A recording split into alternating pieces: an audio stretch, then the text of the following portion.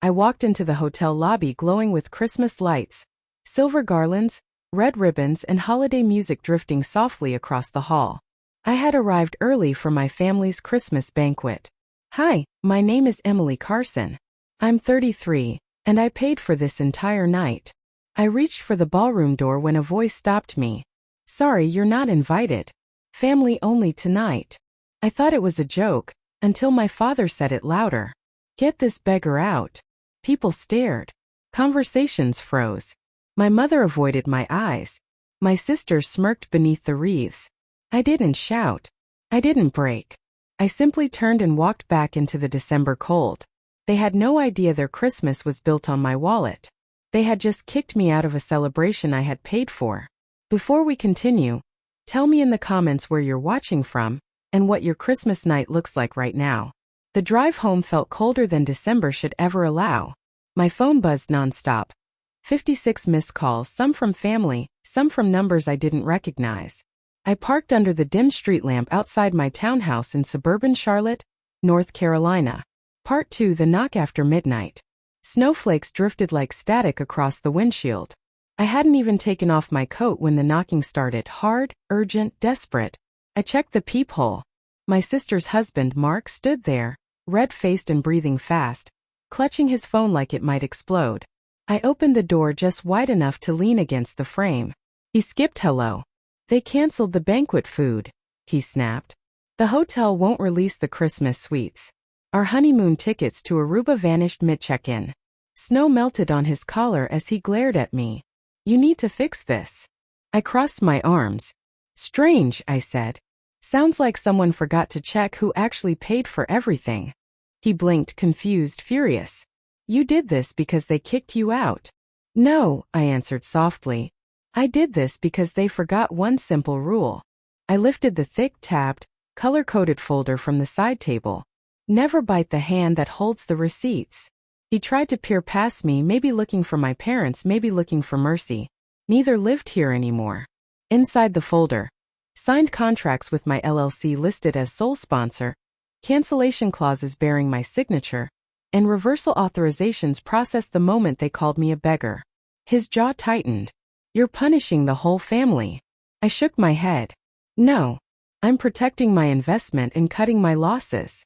He muttered something about lawyers, then stormed down the snowy walkway. I closed the door, locked it, and opened a fresh folder on my desk labeled Inheritance Audit Phase 2. They thought Christmas lights would hide the truth. The lights only made it easier to see. The next morning arrived gray and quiet, snow piling against the windows. My inbox showed 32 new emails, some polite, some accusing, some pretending last night had never happened. I ignored them all until one name stopped me.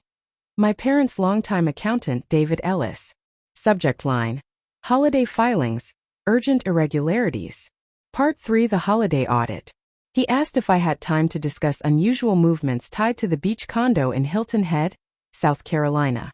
The payments weren't coming from my parents' trust anymore. They were coming from an unfamiliar LLC mine. We scheduled a call. His voice was careful, measured. I always understood the condo was part of your father's retirement plan, he said. It's listed as their asset on every year-end filing.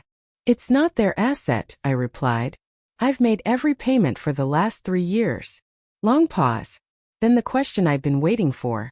Have they declared those payments anywhere? I leaned back in my chair. Did they file the condo as their property? He hesitated. They claimed it was an inheritance gift from a private family investor. Which doesn't exist, I finished. Silence stretched while snow tapped the window and holiday lights blinked across the street. He finally exhaled. Then yes, this is a problem. A very expensive problem. He asked if I would sign a declaration confirming ownership. I said I would, right after I called my attorney, Ryan Mitchell. Ryan picked up on the second ring, voice steady and almost amused. I knew this day would come. You want them legally removed from the condo? Completely, I answered. Before they bury it under another Christmas lie. 48 hours, he said. We can lock it down tight. We drafted everything before dusk. Cease and desist, misrepresentation notice, and property reassignment filing with my LLC listed as sole owner. Ryan reviewed every signature twice. They'll try to call your bluff, he warned. I glanced at the stack of documents. They already did. Last night was the bluff. The process server delivered the papers during Christmas week, right in the middle of their holiday plans, when the lights were brightest and the facade looked most perfect. That was the moment the celebration shifted from Christmas banquet to financial reckoning wrapped in tinsel. They wrapped their lies in Christmas lights. The audit simply turned the lights on. If this were your family, what would you do? Comment 1 if you'd keep the peace quietly. Comment 2 if you'd demand proof even in public. The days after Christmas felt colder than the storms outside. I woke to a voicemail from my mother, voice trembling with practiced sorrow. Emily, please. You're destroying us over a misunderstanding. You know how emotional your father gets. Don't ruin the family's Christmas reputation. The word reputation hung in the air like smoke. Not truth. Not apology. Reputation. I saved the message. I didn't reply. I made coffee, opened my laptop and watched snow crawl down the kitchen window. Minutes later another email from David arrived. Subject: Year-end filings urgent update. The condo title transfer was complete. Tax records corrected. Penalties applied. The property was now irrevocably mine. I stared at the screen and felt something settle. Not joy, just recognition. Ryan called soon after. Want to take it further? He asked, calm and professional. We can audit the entire trust, everything since 2017. Part 4. The numbers behind the lights. I looked at the folders stacked across my desk. Old Christmas invitations, invoices with my name crossed out and my name written in. 3 years of being the invisible wallet. Do it, I said. His forensic accountant worked like a silent snowstorm. Within days the new numbers surfaced, each colder than the last. $18,700 withdrawn during my college graduation week, labeled Christmas Emergency House Repairs. Actually paid for my sister's new kitchen remodel. $9,000 coded as dependent education expenses. Actually concert tickets and a spa weekend for my mother. $34,000 funneled into my father's antique Mustang restoration, which he once called a reward for raising responsible children. Each transaction bled honesty dry and dressed the corpse in tinsel. I asked Ryan, "Is this criminal?" "Only if you want it to be," he said. I didn't want handcuffs. I wanted daylight. So we drafted a motion. Financial recompense and documented trust misuse, with a 30-day window to respond or settle quietly. That's when the mask finally cracked, just enough for light to slip through. My mother texted first. "I'm scared, Emily. Please don't ruin the family over money. We'll make it right." No apology, no ownership, just fear, the only language they still spoke fluently. I wrote back one line, "Ruin? You're confusing ruin with reveal." The next day my sister posted a filtered sunset on social media. Caption: Some people only show up for money. Glad I know who my real family is now. I didn't comment. Anyone can rehearse a role online. In court, every line has to match the receipts. For the first time I saw it clearly. They weren't afraid of losing Christmas. They were afraid of losing control. They had built their holiday on my silence. The audit simply turned the volume back on. Part 5. The warning before the hearing. On day 22 their attorney finally contacted Ryan. Email trying to sound calm and failing. He offered a private settlement. $50,000, no admission of wrongdoing, mutual NDA. A legal broom and a very expensive rug. Ryan read it twice and laughed. They're trying to seal the cracks before the neighbors notice. I didn't want their money. I wanted the record straight, printed, stamped, dated. We declined. On day 25 my father appeared at my office, the same office he once dismissed as your little side gig. He stood in the doorway, hat in hand, looking older and smaller than I remembered. "You've made your point," he said softly, "but you're about to ruin us. Are you proud of that?" I looked at the man who'd let an entire ballroom call his daughter a beggar, who watched me walk out alone on Christmas. "No," I said. "I'm not proud. I'm tired.